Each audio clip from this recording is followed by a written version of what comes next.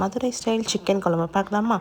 ஒரு பேனில் சோம்பு, சீரகம், தனியா, மிளகு, கிராம்பு, 4 வரமிளகாய் போட்டு நல்லா பொரியிற அளவுக்கு வறுத்துக்கணும்.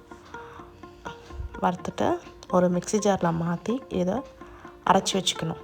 அப்புறம் ஒரு பேனில் ஆயில் ஊற்றிக்கணும். 2 ஸ்பூன் ஆயில் போட்டுட்டு சோம்பு கொஞ்சம் போட்டுக்கணும். சோம்பு நல்லா ஃப்ரை ஆன உடனே ஆனியன் சேர்த்துக்கணும். ஆனியன் சேர்த்த உடனே கொஞ்சம் நல்லா ஃப்ரை பண்ணணும். ஆனியன் கொஞ்சம் ஃப்ரை ஆன உடனே நான் இங்கே இஞ்சி பூண்டு பேஸ்ட்டு அப்புறம் கருவேப்பிலை 2மே ஆட் பண்ணுறேன். ஆட் பண்ணிட்டு பச்சை வாசம் போகிற வரைக்கும் நல்லா ஃப்ரை பண்ணுங்கள். ஃப்ரை பண்ணோடனே இதில் கழுவி வச்ச சிக்கனை போட்டுக்கணும். சிக்கன் போட்டு நல்லா ஃப்ரை பண்ணணும். ஃப்ரை பண்ணோடனே இதில் நான் வீட்டில் அரைச்ச மிளகாத்தூள் 2 ஸ்பூன் போட்டுக்கிறேன்.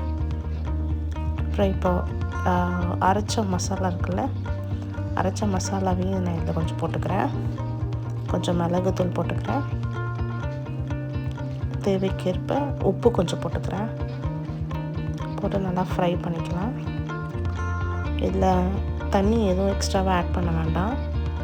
நம்ம மூடி வச்சு ஃப்ரை பண்ணாலே சிக்கனில் இருக்க தண்ணி வெளியே வரும். மூடி வச்சுட்டேன்.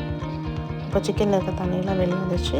சிக்கனும் கொஞ்சம் நல்லா ஃப்ரை ஆகிடுச்சு. இந்த ஸ்டேஜில் நம்ம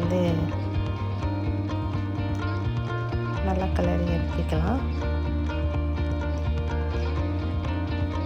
சிம்பிள் டேஸ்டியான மதுரை ஸ்டைல் சிக்கன் குழம்பு ரெடி.